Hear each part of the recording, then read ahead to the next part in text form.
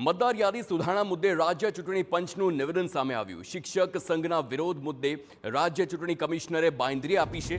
બીએલઓની તમામ સમસ્યાનું નિરાકરણ લાવવાની બાંયધરી આપવામાં આવી।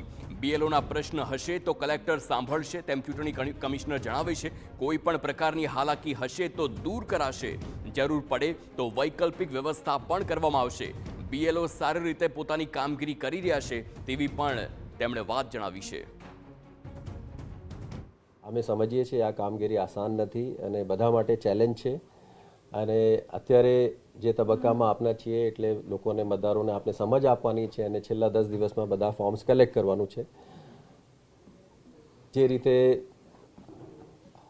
રાજ્ય સરકાર અને કેન્દ્ર સરકારના તમામ લોકો એમની ફરજોમાં સંપૂર્ણ નિષ્ઠાથી કામ કરે છે એ જ રીતે અત્યારે ટીચર્સ બી કરી રહ્યા છે।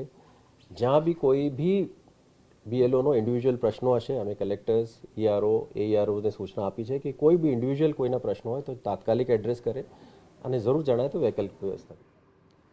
રાજ્યના 99% મતદારો સુધી ફોર્મ પહોંચી ગયા। 4 ડિસેમ્બર સુધીમાં તમામ મતદારો સુધી ફોર્મ પહોંચાડવામાં આવશે। ફોર્મ કેવી રીતે ભરવું તે અંગે બીએલઓ માર્ગદર્શન આપે છે।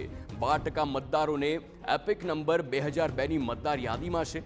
બીએલઓ દરેક મતદાતાનો 3 વખત સંપર્ક કરશે। 9 ડિસેમ્બર સુધીમાં ડ્રાફ્ટ યાદી જાહેર કરવામાં આવશે તેમ જણાવ્યું છે।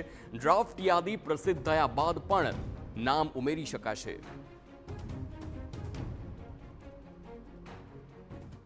ગુજરાતના 5 કરોડ 8 લાખ મતદાતાઓમાંથી લગભગ 99.5% 99.6% સુધી બધા મતદારોને આ ઇન્યુમરેશન ફોર્મ ઘરે ઘર પહોંચી ગયું છે।